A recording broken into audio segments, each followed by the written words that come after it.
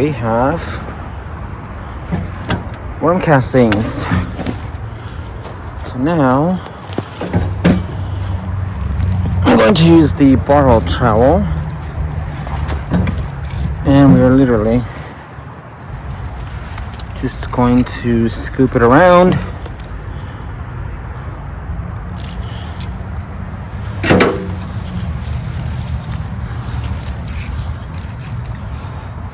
And this is what you call a top dressing.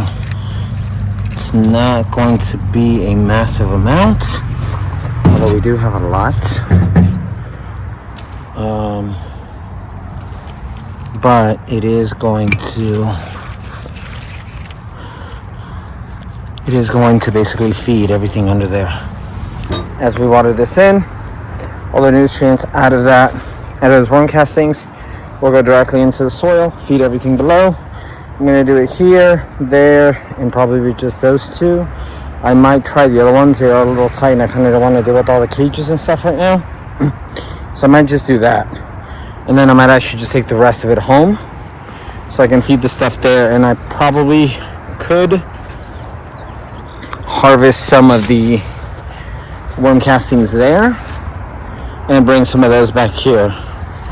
I just kind of finish off whatever I don't get to back here, and the stuff in the middle. I kind of don't want to mess with this right now because it is just before 8 o'clock right now at the plot, 8 p.m. It is still a pretty nice night, and so I'm gonna go ahead and get this stuff set up. All right, now the only thing about using these worm castings is that I don't know what kind of seeds we may have in here. We may not, because it's worm castings. The bugs and little creepy crawlies may or may not have eaten all the seeds or processed them, if you will. And that's literally it. I'm just going to top these off and drop that in there. And there we go. And so now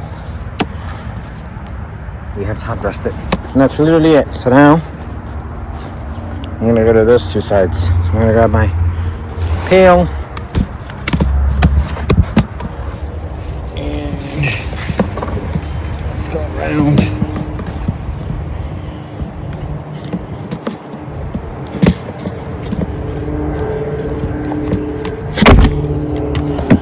I'm gonna move this thing out of the way, which is the thing I was looking for yesterday, and I thought I had lost it.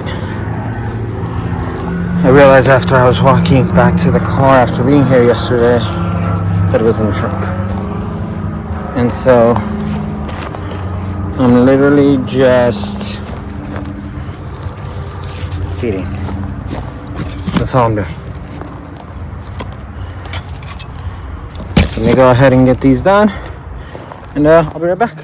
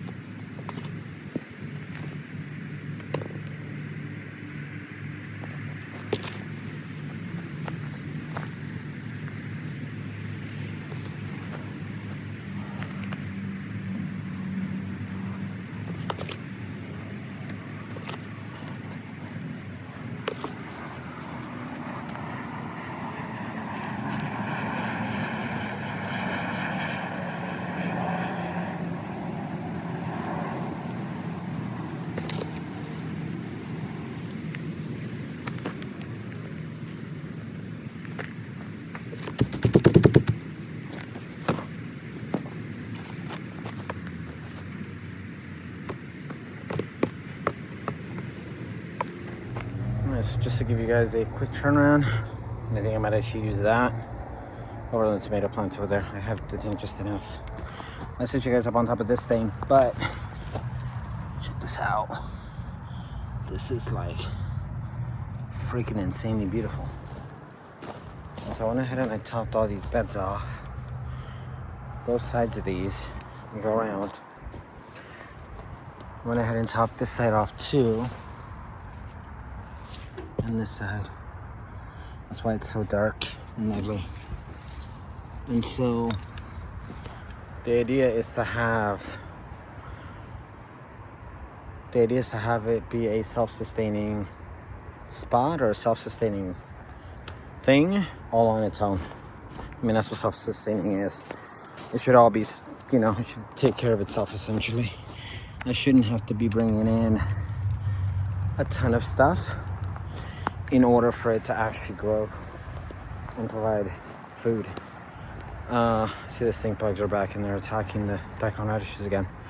And so that's the whole goal, is the less inputs from the outside sources, the better.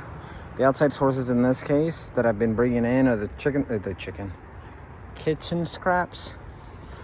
And a good chunk of those kitchen scraps are from veggies that are grown in the garden. Granted, not everything, because there is still stuff that we still buy from the store.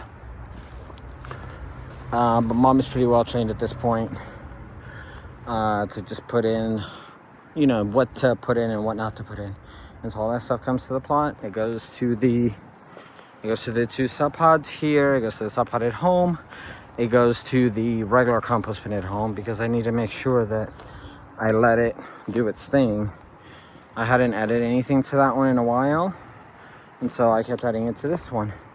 So now when I have the next bucket, I'm gonna put it in that one, because that one doesn't have any actual like scraps. All it really is just some mulch left over and some, you know, some other stuff. But it's basically just brown material. So anyway, let me go ahead and actually do that last one before I forget. But we're gonna do the same thing here. Literally just going to drop it around the base.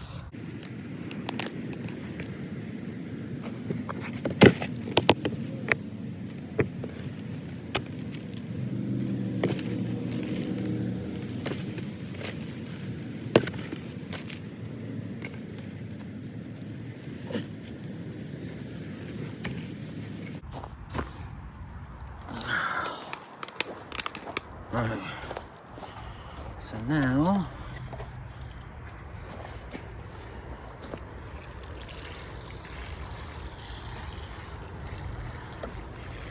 I don't want to deal with dragging the hose over and all that, so I'm borrowing a watering can.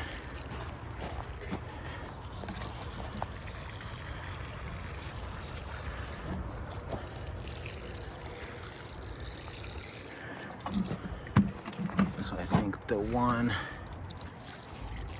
is going to be enough one side.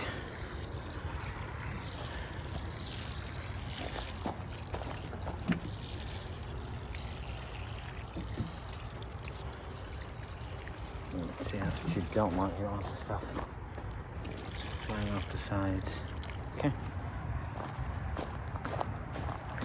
So as I was finishing up watering, which I've watered both sides on that one, middle section here, and this one, I realized that I didn't put any worm castings down on this side. But overall, I fed all of the tomato plants except that one. And I would call that a productive plot or office to plot event. So then that one's done. I need to start topping that one off with more stuff. This one, I think it's pretty good. I don't want to put my bare hand in there, but I think this one's pretty good. So I might just come back this weekend, sift that one out, and then do the rest of them. I was going to see what I could take home, but I don't have any left, so we're gonna get along. So what I'm gonna do now is I'm gonna get the hell out of here, because it's already after 8 o'clock. Yeah, we still have pretty good light. All right, thank you for hanging out with me, guys. I'm gonna go ahead and get out of here, clean up, have some dinner. But that is how I keep everything together as far as feeding and whatnot. I don't think I've bought any. Okay, maybe the fish emulsion. The fish emulsion, I think, is the only, like, quote-unquote fertilizer that I've actually used that is store-bought. The worm castings you can still buy at the store. Compost, and I mean compost and back soil. I brought plenty of that in. But most of it has been just, a lot of it has been the compost from here that we make here, and then also some of the back soil, especially in that middle section. The middle section with the carriage, it's looking pretty damn good. I watered all that in yesterday after I planted the marigolds, and we're looking pretty good. Anyway, I'm gonna go ahead and end it here. I'm gonna quit yakking. I gotta take my thumbnail photo for this.